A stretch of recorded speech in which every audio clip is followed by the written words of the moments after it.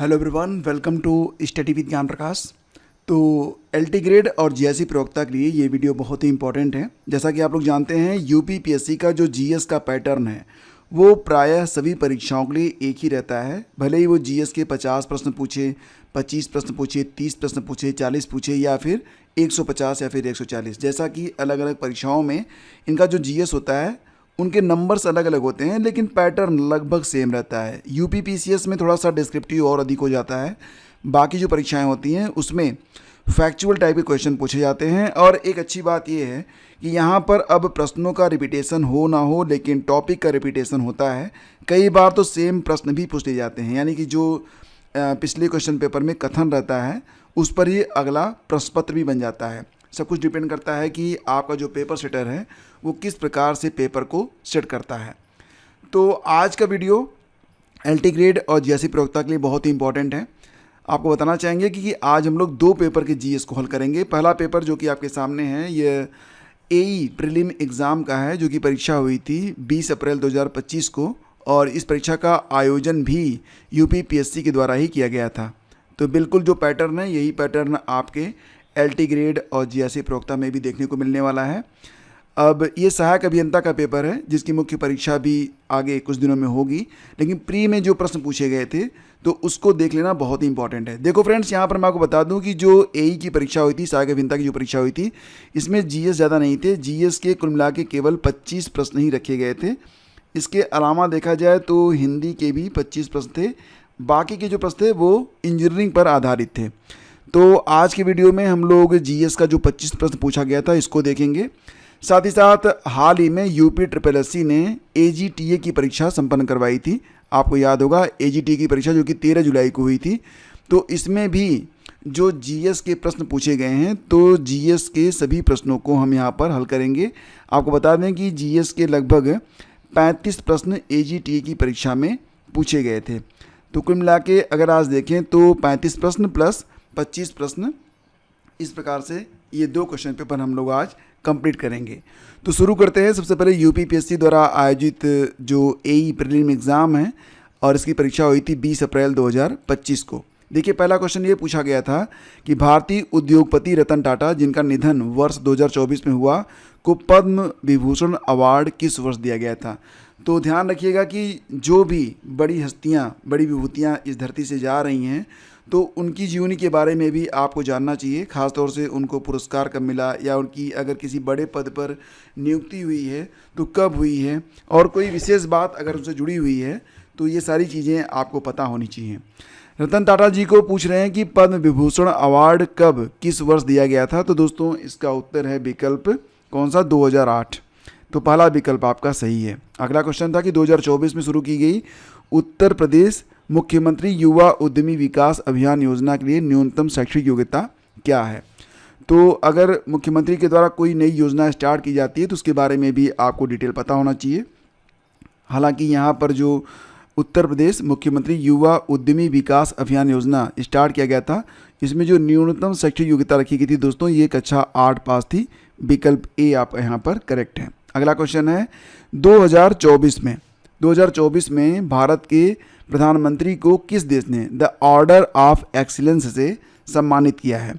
Order of excellence से सम्मानित किया गया है। तो यहाँ पर देखेंगे जो आपका उत्तर है क्या बनेगा।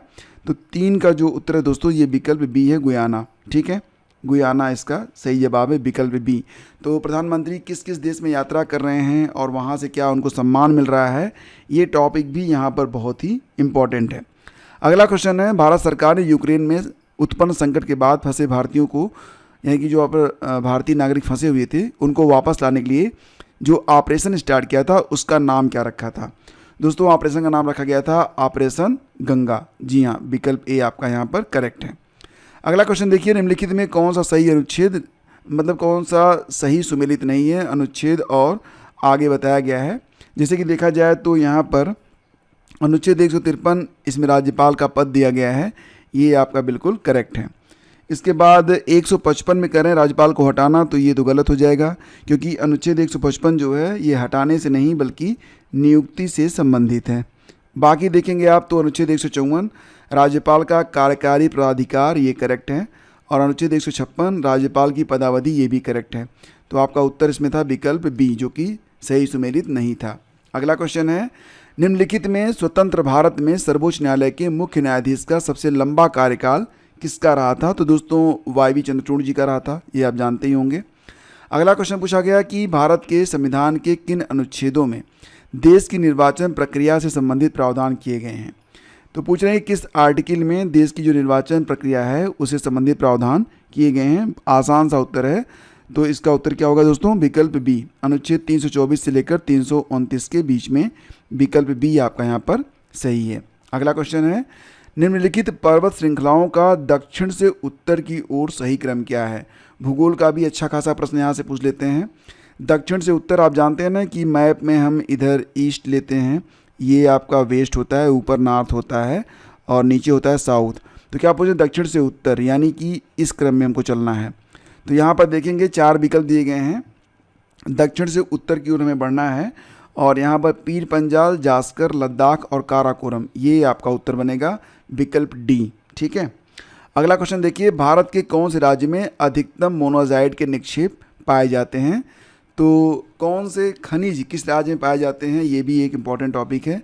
अधिकतम मोनाजाइट ये कहाँ पर मिलता है दोस्तों? तो ये मिलता है केरल में। तो विकल्प ए आपका यहाँ पर करेक्ट है, विकल्प ए। 2 कथन दिए गए हैं। अभिकथन है कि दक्कन ट्रैप भूमिगत जल भंडार में विपन्न है। दक्कन ट्रैप भूमिगत जल भंडार में विपन्न है। कारण बता रहे हैं कि दक्कन ट्रैप के ऊपर 1000 मीटर से अधिक मोटी अप्रवेश बेसाल्ट चट्टानों की परत है। अप्रवेश मतलब इसमें कुछ भी प्रवेश नहीं कर सकता है, पानी भी इसमें प्रवेश नहीं कर सकता है। तो इसका जो विकल्प है ये बी सही है। ए और आर दोनों सही हैं, आर ए की सही व्याख्या करता है। तो यहाँ पर विकल्प बी आपका करेक्ट है। अगला क्वेश्चन है, निम्नलिखित में कौन सा प्रोटोजोआ आंत का अतिवृद्ध मानव कहा जाता है? क्या कहते हैं? Which of the following protozoa is known as the grand old man of intestine? आंत का अतिवृद्ध, ग्रैंड ओल्ड मैन, ठीक है, कहा जाता है आर्सेला, जियार्डिया, रेडियोलेरिया या फिर डिफ्यूजिया। तो यहाँ पर दोस्तों विकल्प बी आपका करेक्ट है, जियार्डिया को। ठीक है। अगला क्वेश्चन देखते हैं, निम्नलिखित में कौन सी एंजाइमों की रासायनिक प्रकृति होती है? एंजाइमों की रासायनिक प्रकृति के बारे में बायोलॉजी से प्रश्न यहाँ पर बहुत अच्छे से पूछे जाते हैं।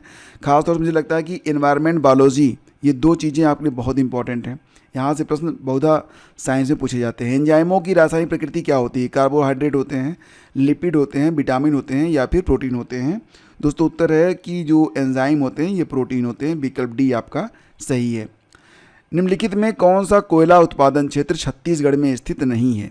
कौन सा कोयला उत्पादन क्षेत्र है जो कि छत्तीसगढ़ में स्थित नहीं है? तो दोस्तों यहाँ पर चिरीमिरी, सोनहट, बरजोरा और झिलमिली, इसमें से छत्तीसगढ़ में चिरीमिरी भी मिलेगा, सोनहट भी मिलेगा, झिलमिली भी मिलेगा, बरजोरा नहीं मिलेगा। बरजोरा छत्तीसगढ़ में स्थित नहीं है। अब बरजोरा कहाँ पर मिलेगा बताओ? तो बरजोरा मिलेगा आपको दोस्तों वेस्ट बंगाल में। कहाँ पर? वेस्ट बंगाल में। तमिलनाडु का मुप्पनडल पेरुगुंडी क्षेत्र किसके लिए जाना जाता है? तमिलनाडु का जो मुप्पनडल पेरुगुंडी क्षेत्र है, पेरुगुंडी, ये किसके लिए प्रसिद्ध है? सौर ऊर्जा, परमाणु ऊर्जा, पवन ऊर्जा या फिर जल विद्युत ऊर्जा? दोस्तों इसका उत्तर बनेगा पवन ऊर्जा के लिए जाना जाता है। विकल्प सी आपका सही है। ये पूछा गया था कि किसने नील की खेती के संबंध में चंपारण में महात्मा गांधी को आमंत्रित किया था? बहुत आसान प्रश्न है ये। चंपारण में महात्मा गांधी आए थे राजकुमार शुक्ला जी के आह्वान पर। तो विकल्प डी आपका यहाँ पर करेक्ट है, 15 का डी। 16वां क्वेश्चन था, झुलसी टांग वाले मनुष्य किस राजा की उपाधि थी? ये प्रश्न देखिए, अक्सर ये प्रश्न देखने को नहीं मिलता है कहीं पर। झुलसी टांग वाले मनुष्य यह किस राजा की उपाधि थी? तो फ्रेंड्स इसका उत्तर बनेगा 16 का बी, यानी कि कारीकलन, ये इसका उत्तर है। और ऐसे प्रश्न देखो बहुधा रहेंगे, 2-4 प्रश्न जिसके उत्तर ना तो आपने कभी पढ़ा होगा, ना तो उसका उत्तर कहीं पर आप खोज पाएंगे। इवन गूगल पर भी आप सर्च करेंगे ना तो आपको उत्तर नहीं मिलेगा। लेकिन चिंता मत करिए, बाकी जो सही प्रश्न हैं यानी कि जो बार बार रिपीट हैं वो गलत नहीं होने चाहिए। इन प्रश्नों में तो सबकी स्थिति एक होती है, यहाँ पर किस्मत काम करती है। तो 16 का उत्तर हो गया आपका बी। अगला क्वेश्चन देखते हैं, सूची 1 और सूची 2 दी गई है, अभिलेख और शासक, ये आपको मैच कराना था कूट से। अब देखते हैं कौन सा कूट आपका सही है। तो देखो फ्रेंड्स, यहाँ पर जो आपका हाथी गुम्फा अभिलेख है खारवेल से संबंधित है, ये सब जानते हैं। इसके बाद बात करें तो मंदसौर अभिलेख यह यशोधर्मन से संबंधित है। एहोल अभिलेख जो है यह पुलकेशिन द्वितीय से, और नासिक गुहालेख जो है पुलुवामी से संबंधित है। इस प्रकार से 1 4 3 2 यानी कि विकल्प डी आपका यहाँ पर सही है, 17 का डी सही है। 18वां क्वेश्चन है, भारतीय संविधान का अनुच्छेद 17 किससे से संबंधित है? सभी अनुच्छेद रट डालिएगा, कोई भी अनुच्छेद छूटना नहीं चाहिए, ठीक है। इंपॉर्टेंट लगभग 120-30 अनुच्छेद हैं जो कि कई बार पढ़ेंगे तो याद भी हो जाता है। ये तो आपको याद होगा, अनुच्छेद 17 जो है अस्पृश्यता का अंश से संबंधित है, विकल्प ए करेक्ट है। अगला क्वेश्चन देखिए, चित्रकार और शासक, तो दशवंत मनोहर, बसावन और फ़कीरुल्लाह के बारे में बात हो रही, किस शासक के दरबार में ये थे? तो दोस्तों यहाँ पर जो आप देखेंगे 19 का, तो यहाँ पर जो विकल्प है फ़कीरुल्लाह, सही सुमेलित पूछ रहे हैं। फ़कीरुल्लाह जो है यह शाहजहाँ के दरबार में था। सही सुमेलित केवल पूछ रहा है, केवल एक ही आपका यहाँ पर सही है, ठीक है। तो 19 का डी आपका यहाँ पर करेक्ट है। दोस्तों यहाँ पर जो बाकी चित्रकार हैं अगर उनके बारे में बात करें तो दशवंत जो थे, दशवंत ये अकबर के दरबार में थे, ठीक है, अकबर के दरबार में थे। बसावन भी जो थे ये अकबर के ही दरबार में थे, और मनोहर ये बसावन के पुत्र थे, ये अकबर और जहांगीर दोनों के दरबार में थे, अकबर और जहांगीर दोनों के दरबार में थे। फ़कीरुल्लाह जो थे मैंने आपको बताया था, ये आपका सही था। तो इस प्रकार से दशवंत अकबर के दरबार में, मनोहर अकबर और जहांगीर के दरबार में, बसावन अकबर के दरबार में थे, फ़कीरुल्लाह शाहजहाँ के दरबार में थे। यहाँ पर जो आपका उत्तर था विकल्प डी है। अच्छा, चित्रकारों के बारे में हल्का फुल्का मत समझिएगा, चित्रकारों के बारे में अक्सर यूपीपीएससी प्रश्न पूछता है, ठीक है। यूपीपीएससी बहुत ही चित्रकार प्रेमी है, बहुत बार प्रश्न पूछा गया है। अगला क्वेश्चन है, खौंड आंदोलन जो कि शुरू हुआ था 1846 में, चला था 1855 तक, ब्रिटिश सरकार द्वारा जनजातियों की किस पारंपरिक प्रथा को बलपूर्वक समाप्त करने के कारण शुरू हुआ था? तो यहाँ पर जो खोंड आंदोलन था दोस्तों ये नरबली को लेकर संबंधित था, विकल्प जो ए है आपका करेक्ट है। अगला क्वेश्चन था कि सूची 1 को सूची 2 से सम्मिलित करना था। यहाँ पर देखेंगे डीएनए, फास्फोलिपिड, सेलुलोज और स्टार्च। तो यहाँ पर उदाहरण के तौर पर यहाँ पर आपको मैच कराना था। तो 21 का देखेंगे ना, तो जैसे कि आपका जो 21 का उत्तर है, डीएनए जो है यह जीन को एनकोड, ये आपका सही है। इसके बाद फास्फोलिपिड ये कोशिका झिल्ली, और इसके बाद ये जो सेलुलोज होता है, सेलुलोज तो ये कोशिका भित्ति बनाता है। स्टार्च ये ऊर्जा का भंडारण होता है। तो इस प्रकार से देखेंगे तो विकल्प सी आपका यहाँ पर करेक्ट है। अगला क्वेश्चन है, पृथ्वी एकमात्र ग्रह है जिसमें जीवन है। पृथ्वी पर एक वातावरण है जो ऑक्सीजन, नाइट्रोजन और कार्बन डाइऑक्साइड का मिश्रण है। तो बताओ यहाँ पर जो विकल्प दिए गए हैं इनमें से कौन सा विकल्प सही होगा? अभिकथन और कारण मैंने आपको बता दिया है। तो देखो इसका उत्तर है विकल्प ए भी सही है और आर भी सही है, आर ए की सही व्याख्या भी है, तो विकल्प बी आपका उत्तर बनेगा। विश्व हृदय दिवस प्रत्येक वर्ष की तिथि को मनाया जाता है, ठीक है। वर्ल्ड हार्ट डे ये प्रतिवर्ष कब मनाते हैं आप? इसको बिल्कुल रट लेना, इंपॉर्टेंट क्वेश्चन है ये, और इसका उत्तर है विकल्प डी। 29 सितंबर को होता है विश्व हृदय दिवस, तो आने वाला है आपका, इसलिए इसको आप रट लीजिए। भारत की पहली बुलेट ट्रेन जो अहमदाबाद मुंबई के बीच चलानी है, किस एक देश की सहायता से तैयार की जा रही है? तो अहमदाबाद और मुंबई के बीच में जो बुलेट ट्रेन चलेगी उसमें जो हमारा सहायक देश है वो जापान है, विकल्प डी सही है। अगला क्वेश्चन है, कौन सा अम्ल सोने को गला सकता है? सल्फ्यूरिक, एक्वारेजिया, नाइट्रिक या फिर हाइड्रोक्लोरिक? तो इसका उत्तर है विकल्प बी, यानी कि एक्वारेजिया यह सोने को गला देता है। ये आपके 25 प्रश्न हैं, बाकी जो प्रश्न नीचे दिए गए हैं तो हिंदी के प्रश्न हैं। तो फिलहाल तो हिंदी के प्रश्न आएंगे नहीं, तो हिंदी को रहने देते हैं। आगे बढ़ते हैं, एजीटीए में जो प्रश्न पूछा गया था आइए उसको देखते हैं। एजीटीए का यह क्वेश्चन पेपर है, और यहाँ पर जो भी प्रश्न एजीटीए से पूछे गए थे सभी प्रश्नों को हम यहाँ पर हल करेंगे। देखो फ्रेंड्स, यहाँ पर जो एजीटीए का प्रश्न है ये भी काफ़ी टफ लेवल का है, और इसमें जो कंप्यूटर के प्रश्न पूछे गए थे ना, ये तो मैं कहूँगा कि बहुत ही हार्ड लेवल के प्रश्न पूछे गए थे। इसमें जो आपका जीएस है वो क्वेश्चन नंबर 81 से स्टार्ट होता है, क्वेश्चन नंबर 81 से आपका जीएस यहाँ पर शुरू होता है।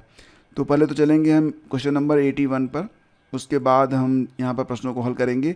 और देखो ये भी प्रश्न ना आपसे छूटना या भूलना नहीं चाहिए, एग्ज़ाम के लिए बहुत इंपॉर्टेंट होते हैं ये प्रश्न।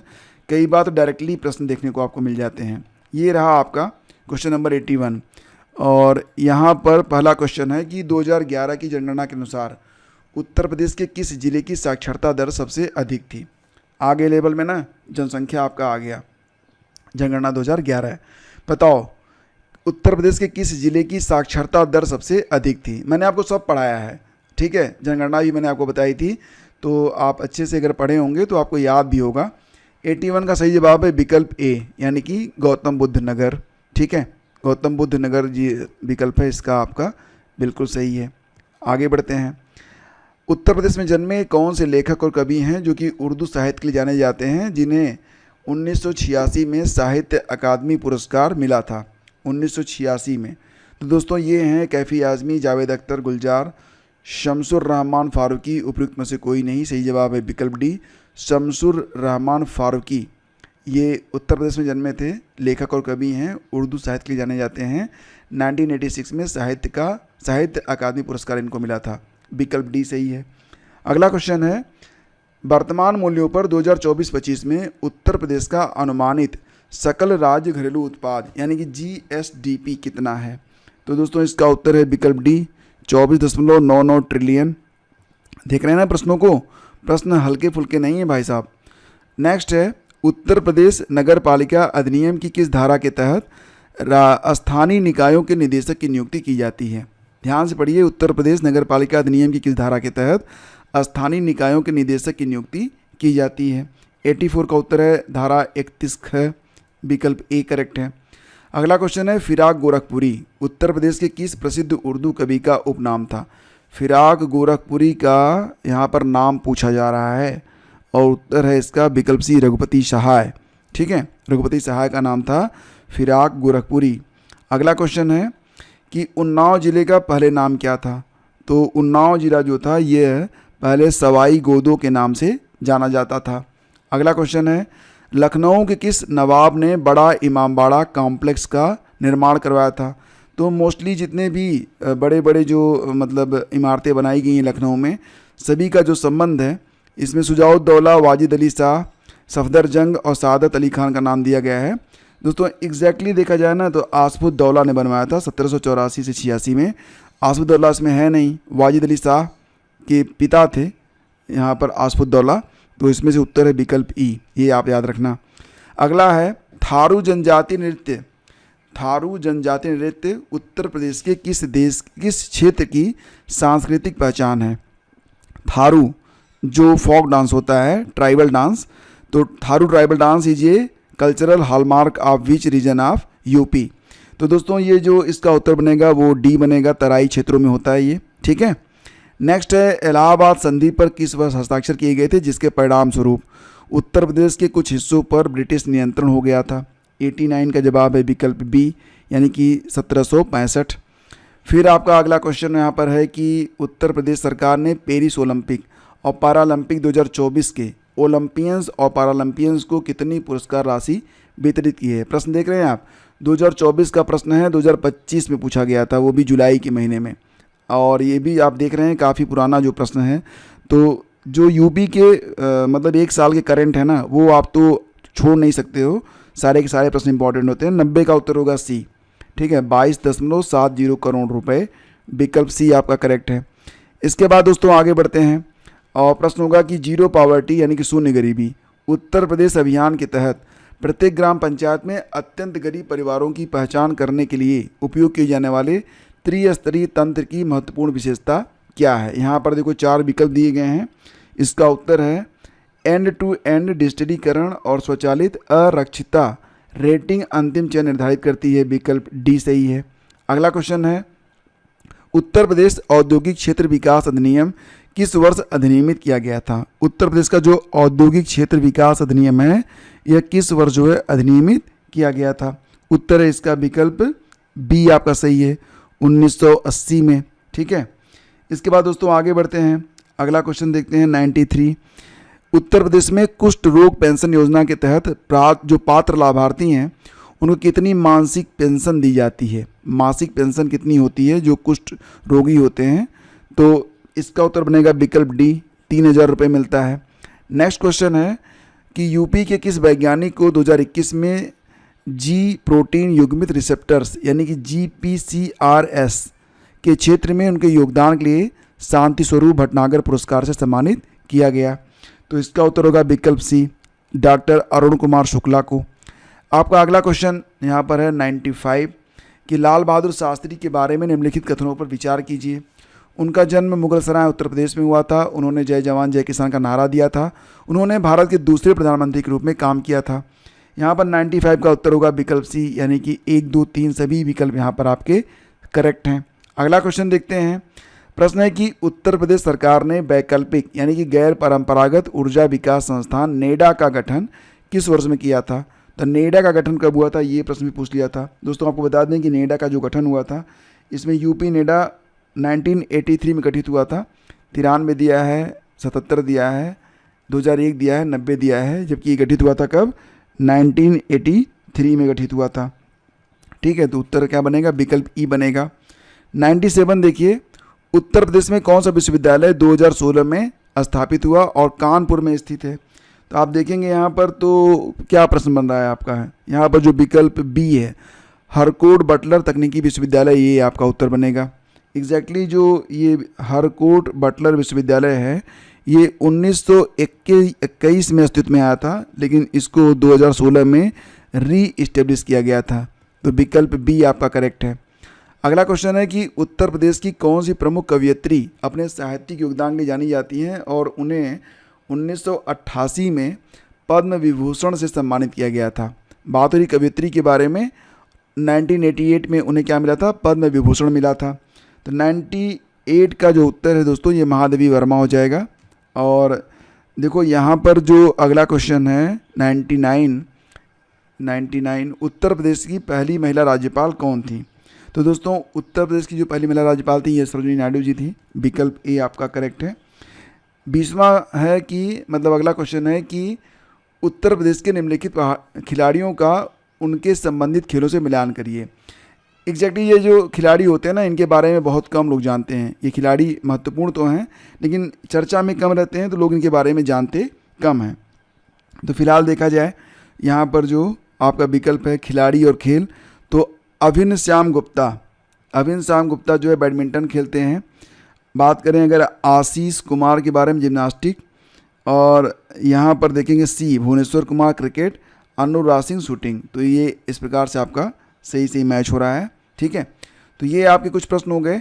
अब इसके बाद देखेंगे कुछ प्रश्न जो कि आपके कंप्यूटर पर आधारित थे उनको भी, और कंप्यूटर वाले जो प्रश्न थे ये 66 से स्टार्ट हुए थे, 66 से, तो उसको भी देख ही लेते हैं क्योंकि ज़रूरी है। 66 कंप्यूटर के प्रश्न हैं। देखिए यहाँ पर पहला क्वेश्चन था कि RAID तकनीक के संबंध में निम्नलिखित कथनों पर विचार करिए। अब यहाँ पर देखेंगे तीन विकल्प दिए गए हैं, 1, 2, 3, और कथन दिया गया है कि इनमें से कौन सा विकल्प आपका करेक्ट है।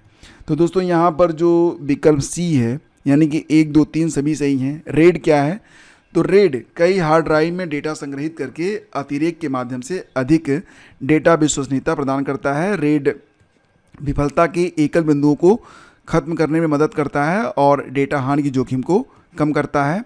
रेड सिस्टम कई ड्राइव में डेटा वितरित करके रीड राइट थ्रूपुट और समग्र भंडारण क्षमता को बढ़ा सकता है। तो 1, 2, 3 आपके जो विकल्प हैं करेक्ट हैं। आगे बढ़ते हैं। MS एक्सेल के बारे में गलत कथन की पहचान कीजिए। देखिए कभी कभी प्रश्न होंगे ना, वो कंप्यूटर से पूछ लिए जाएंगे भाई GS में। ऐसा आप बिल्कुल नहीं कर सकते हैं कि नहीं है सिलेबस में, कभी कभी होता है ये, और GS में तो आपसे कुछ भी पूछ सकते हैं वो। ठीक है, तो इसलिए इन प्रश्नों को देख लेते हैं। MS एक्सेल के बारे में गलत कथन की पहचान कीजिए। तो दोस्तों यहाँ पर जो विकल्प है उनमें से कोई भी विकल्प सही नहीं है। तो खैर ये प्रश्न ही बेकार हुआ आपके लिए, क्योंकि यहाँ पर जो भी ऑप्शन है वो भी सही नहीं है। नेक्स्ट आगे बढ़ते हैं।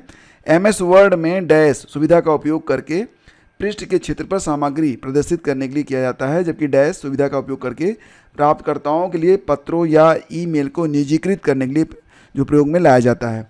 तो 68 का जो उत्तर है वो होगा हेडर और मेल मर्ज। विकल्प बी आपका करेक्ट है। आपका अगला क्वेश्चन है, ये क्वेश्चन पेपर मैं आपको टेलीग्राम पर शेयर कर दूंगा, आप वहाँ से इसको डाउनलोड कर लीजिएगा। प्रॉक्सी सर्वर का प्राथमिक कार्य क्या होता है। प्रॉक्सी सर्वर का जो प्राथमिक कार्य है वो क्या होता है। दोस्तों इसका उपयोगकर्ता और इंटरनेट के बीच प्रवेश द्वार के रूप में यह काम करता है। विकल्प ए आपका करेक्ट है। अगला क्वेश्चन है, 0 डे वल्नरेबिलिटी से क्या तात्पर्य है। 0 डे वल्नरेबिलिटी से क्या तात्पर्य है। दोस्तों इसका उत्तर होगा एक कमजोरी जिसका हमलावरों को पता है लेकिन विक्रेता द्वारा अभी तक पैच नहीं किया गया है, यानी कि विकल्प ए आपका यहाँ पर सही है। अगला क्वेश्चन है, डैश में सभी ऑनलाइन गतिविधियां शामिल हैं जो जानबूझकर या अनजाने में रिकॉर्ड की जाती हैं, और वह तकनीक है जिसमें बड़े डेटाबेस के पैटर्न निकालना शामिल है। तो यहाँ पर जो 71 वाला क्वेश्चन है, इसमें डिजिटल फुटप्रिंट में सभी ऑनलाइन गतिविधियां शामिल हैं जो जानबूझकर या अनजाने में रिकॉर्ड की जाती हैं, और डेटा माइनिंग जो है वह तकनीक है जिसमें बड़े डेटा सेट से पैटर्न निकालना शामिल होता है। तो विकल्प ए सही है। अगला क्वेश्चन है, डैश नियमों का एक सेट है जो सुरक्षा मापदंडों के आधार पर आने वाले और जाने वाले नेटवर्क ट्रैफिक को नियंत्रित करता है। तो दोस्तों इसका उत्तर बन जाएगा विकल्प बी, फायरवॉल। फायरवॉल नियमों का एक सेट होता है। आपका अगला क्वेश्चन है कि लिथियम आयन बैटरियों के बारे में निम्न कथनों पर विचार कीजिए। यहाँ पर देखेंगे, लिथियम आयन बैटरियाँ गैर रिचार्जेबल उपकरणों में उपयोग की जाने वाली सबसे आम बैटरियाँ हैं। लिथियम आयन बैटरियों का व्यापक रूप से लैपटॉप, मोबाइल फ़ोन, ई बाइक, ई स्कूटर और पावर टूलों में उपयोग होता है। लिथियम आयन बैटरियाँ बहुत ज्वलनशील हो सकती हैं। केवल 2 और 3 आपके यहाँ पर करेक्ट हैं, यानी कि विकल्प 73 का आपका ए सही है। ठीक है, नेक्स्ट आगे बढ़ते हैं। अगला क्वेश्चन है कि ब्लूटूथ तकनीक के बारे में यहाँ पर प्रश्न पूछा गया था कि देखो इसमें जो उत्तर था वो विकल्प सी था। मैं पहले बता देता हूँ, यानी कि 1, 2, 3 सभी विकल्प यहाँ पर सही हैं। Bluetooth special interest group SIG द्वारा बनाए गए मानक पर आधारित है। यह बिना लाइसेंस वाले 2.4 गीगाहर्ट्ज बैंड में काम करता है। बैंडविड्थ में 1 से 24 Mbps संस्करण के आधार पर तक की रेंज वाली होती है। तो 1, 2 और 3 सभी विकल्प यहाँ पर आपके करेक्ट हैं। अगला क्वेश्चन है, निम्नलिखित में कौन सा मजबूत ईमेल पासवर्ड का उदाहरण है। तो देखो ये तो आसान प्रश्न है, आपको पता होगा इसका। अगर आप सी बना लोगे तो जल्दी टूटेगा नहीं। ठीक है, नेक्स्ट है आपका अभिकथन ए और आर। विंडोज टास्क बार उपयोगकर्ताओं को खुले अनुप्रयोगों के बीच शीघ्रता से स्विच करने की अनुमति देता है। टास्क बार पर प्रत्येक आइकन केवल एक न्यूनीकृत यानी कि मिनिमाइज्ड अनुप्रयोग का निरूपण करता है। तो 76 का जो उत्तर है वो अभिकथन ए तो आपका सही है, लेकिन आर जो है ये आपका गलत है, यानी कि विकल्प सी सही है। अभिकथन सही है, कारण गलत है। ठीक है, 76 का सी। अगला क्वेश्चन है 77। प्रश्न ये पूछा गया था कि ईमेल क्रिया विशेषताओं सूची 1 का उनके परिणामों सूची 2 से मिलान कीजिए। तो ये आपको मैच कराना था। तो यहाँ पर जो मैच होगा फ्रेंड्स किस प्रकार से होगा, देखो ऑटो रिस्पॉन्डर आने वाले ईमेल का स्वचालित रूप से उत्तर देता है। संग्रह या आर्काइव ये क्या होता है, तो देखो फ्रेंड्स ये जो होता है ये ईमेल को बिना डिलीट किए इनबॉक्स से स्टोरेज के लिए ले जाता है। यहाँ पर ये मैच हो जाएगा। पढ़े हुए के रूप में चिन्हित, यानी कि इसका जो विकल्प है ये ईमेल को पहले से देखे गए के रूप में सेट करता है, और बाकी ये तो एक बचा हुआ है। तो विकल्प सी आपका यहाँ पर करेक्ट है। आगे बढ़ते हैं। अगला क्वेश्चन है कि मेश वाईफाई सिस्टम पारंपरिक राउटर की तुलना में बेहतर घरेलू कवरेज प्रदान करते हैं। मेश वाईफाई एकल नेटवर्क नोड का उपयोग करता है जिसमें वाईफाई डेड जोन कम हो जाते हैं। 78 का जो उत्तर है दोस्तों यहाँ पर अभिकथन ए जो है ये आपका करेक्ट है, लेकिन आर जो है ये आपका गलत होगा। विकल्प डी आपका सही उत्तर है। अगला क्वेश्चन है, देखो IPv6 एड्रेस डैश बिट्स लंबे होते हैं जबकि IPv4 एड्रेस डैश बिट्स लंबे होते हैं। तो IPv6 जो एड्रेस होते हैं ये कितने बिट के होते हैं, दोस्तों ये होते हैं आपके 128 बिट, और ये जो IPv4 होता है ये आपका 32 बिट का होता है। ठीक है, इसके बाद अगला क्वेश्चन यहाँ पर था कि प्रिंटर यानी कि इंकजेट, लेज़र, डॉट मैट्रिक और 3D प्रिंटर ये आपको जो है मैच कराना था। तो देखो इंकजेट जो होता है ना, कागज़ पर तरल स्याही की बूंदों को स्प्रे करता है, इसीलिए तो इसको इंकजेट कहते हैं। और ये लेज़र वाला टोनर पाउडर का प्रयोग करके उच्च गति वाली छपाई करता है, ये बी का 3 सही है। डॉट मैट्रिक क्या करता है, इम्पैक्ट प्रिंटर है जो पिन का उपयोग करते स्याही रिबन पर स्ट्राइक करता है, और ये भौतिक त्रिआयामी वस्तुएं बनाता है 3D प्रिंटर। तो ये आपका मैच हो रहा है, विकल्प डी आपका करेक्ट है। बाकी जो प्रश्न हैं ये इंजीनियरिंग से संबंधित हैं जो कि हमारे काम के नहीं हैं। तो इस प्रकार से 2 क्वेश्चन पेपर हमने आज यहाँ पर हल किए। प्रश्न सभी जरूरी हैं, और देखो ये प्रश्न ना आप लोग रिवाइज जरूर कीजिएगा, और इसकी PDF आपको टेलीग्राम पर मिल जाएगी। धन्यवाद आपको। Have a great day. जय हिंद। वीडियो को लाइक और शेयर करते रहिए।